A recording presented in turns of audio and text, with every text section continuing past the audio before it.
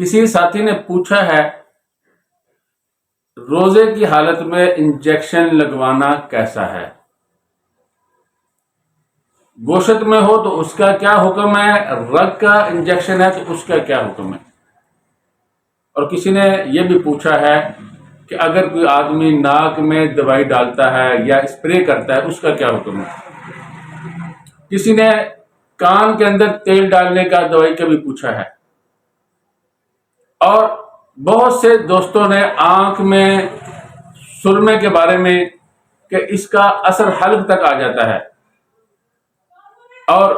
دوائی ڈالیں آنکھ میں، اس کا کیا حکم ہے؟ یہ بہت سے ساتھیوں نے مسائل پوچھے ہیں۔ آپ پہلے یہ سمجھ لیجئے کہ روزہ نام ہے کھانے پینے سے رکنے کا،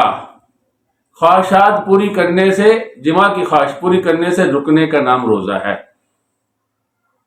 تو جب کوئی چیز معدے میں جائے گی یا دماغ میں جائے گی تو تب ہی کہیں گے نا کھانا پینا، حقیقتاً کھانا پینا کہ کوئی چیز آپ نے نگل لی، معنی کھانا پینا کہ جو چیز آپ کے اندر داخل کی جا رہی ہے وہ دوائی ہے یا غذا ہے، یعنی آپ کے جسم کو اندرونی طور پر اس کا فائدہ ہے، اسے کہتے ہیں معنی کھانا پینا۔ اب سمجھیے کہ جب کوئی چیز جو اصلی راستے ہیں جسم کے، جنہیں منافذ اصلیہ کہا جاتا ہے، یعنی اصلی راستے معدے تک پہنچنے کے، جیسے منہ ہے، ناک ہے، کان ہے، اور انسان کی اگلی اور پچھلی شرمگاہ ہے، یہ وہ منافذ اصلیہ ہیں۔ ان سے اگر کوئی چیز آپ کے اندر جاتی ہے تو روزہ ٹوٹ جاتا ہے، ایسی چیز جس سے آپ کے جسم کا فائدہ ہو، غذا ہے، دوا ہے، روزہ ٹوٹ جاتا ہے۔ اگر ان کے ذریعے سے نہیں جاتی، مسامات کے ذریعے سے جاتی، آپ نے تیل سر پہ لگایا تو اس کا اثر جسم میں جاتا ہے، آپ نہاتے ہیں تو اس میں اس کا اثر جسم میں پانی کی ٹھنڈک اندر جاتی ہے، تو جو مسامات کے ذریعے سے چیز جاتی ہے اس سے روزہ نہیں ٹوٹتا۔ اب یہ جو انجیکشن ہے، یہ اس کا جو دوائی کا جو اثر ہوتا ہے وہ منافذ اصلیہ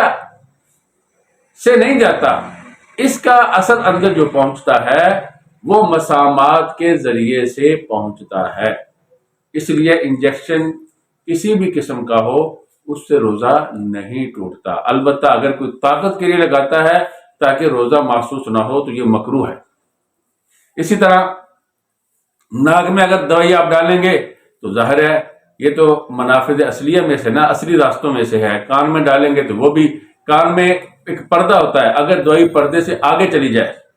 تو اس سے روزہ ٹوٹ جاتا ہے۔ اور ناک میں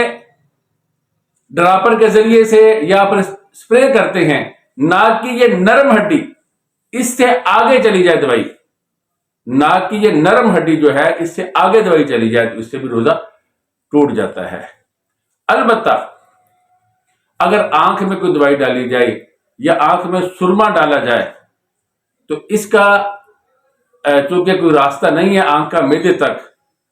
کوئی ایسا راستہ نہیں ہے جس سے وہ کوئی چیز ڈائریکٹ وہاں چلی جائے یا بالواسطہ ہی جائے، مگر اس کا کوئی راستہ ہی نہیں ہے، تو اس لیے آنکھ میں دوائی ڈالنے سے یا سرما ڈالنے سے روزہ نہیں ٹوٹتا۔ ناک میں ڈالیں گے تب بھی ٹوٹ جائے گا جب ناک کی نرم ہڈی سے آگے چلی جائے، اور کان میں ڈالیں گے تب بھی ٹوٹ جائے گا جب کان کے پردے سے آگے اس کا اثر پہنچ جائے، سرما ڈالنے سے نہیں ٹوٹتا۔ اسی طرح انجیکشن لگائیں یا آنکھ میں آپ نے کوئی دوائی ڈالی، انجیکشن رگ کا ہو یا گوشت کا ہو، کسی بھی انجیکشن سے، چونکہ دوائی مسامات کے ذریعے سے معدے میں یا دماغ میں پہنچتی ہے تو اس لیے روزہ نہیں ٹوٹتا۔ جو چیز دماغ میں جاتی ہے وہ معدے میں چلی جاتی ہے، اس لیے کہ دماغ سے معدے تک کا راستہ ہے،